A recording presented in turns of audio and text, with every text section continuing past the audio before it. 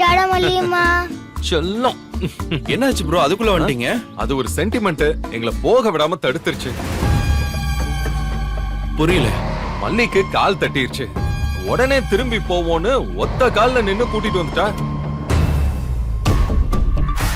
என்ன மேடம் நீங்க இந்த காலத்துல இப்படியா இருப்பீங்க? ஏங்க அவங்க சென்டிமெண்ட்டை நீங்க ஏங்க கமெண்ட் பண்றீங்க? விடுங்க, நாம போவோம்.